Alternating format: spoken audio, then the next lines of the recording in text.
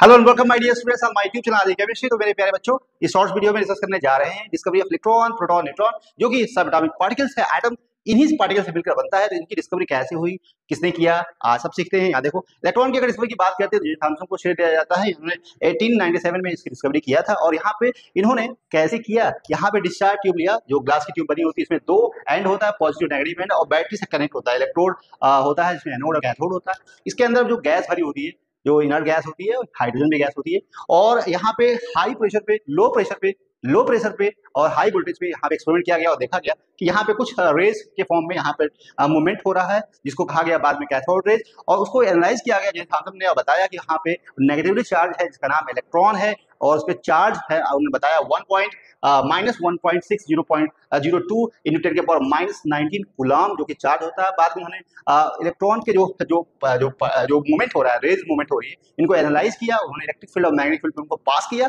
और deflection show कर रहा था, जिससे उन्होंने कंफर्म कर दिया कि नेगेटिव चार्ज होता है। और उस पर E/m का रेशियो कैलकुलेट किया, 1.6 इंटू 10 के पावर 1.676 इंटू 10 के पावर 11 कूलम किलोग्राम, जो कि कैलकुलेट किया E/m।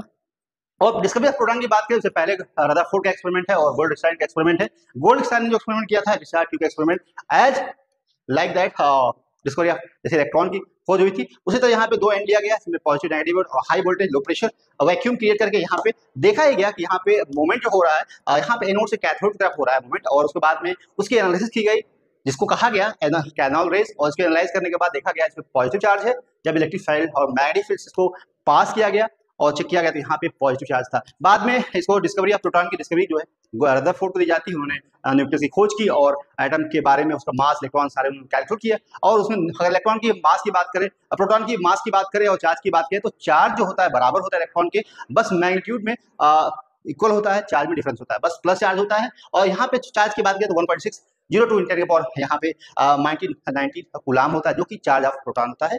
और बेटा मास की अगर बात करें तो यहाँ मास जो होता है 1.672 इंटू 10 के पावर -27 यहाँ पे किलोग्राम, जो कि 18 यहाँ पे कह सकते हैं 1827 36 टाइम हैवियर देन इलेक्ट्रॉन। मास ज्यादा होता है, इलेक्ट्रॉन का जो मास होता है कम होता है, प्रोटॉन का मास ज्यादा होता है। कितना ज्यादा होता है? 1836, जो कि मास ऑफ प्रोटॉन होता है एज कम्पेयर टू इलेक्ट्रॉन। तो यहाँ अगर हम डिस्कवरी ऑफ न्यूट्रॉन्स की बात करें तो यहाँ पे थैम्स जो जेम्स चैडविक ने एक्सपेरिमेंट किया था, और यहाँ पे बेरिलियम पे हीलियम का बम्बार्डमेंट कराया, और साथ में कार्बन के साथ साथ बेटा फॉर्मेशन हुआ न्यूट्रल पार्टिकल्स, को इलेक्ट्रॉन बोलते हैं, जिसपे कोई चार्ज नहीं था। ये all about discovery of electron, proton, neutron. तो आई होप आपको ये समझ में आया होगा। Thank you very much.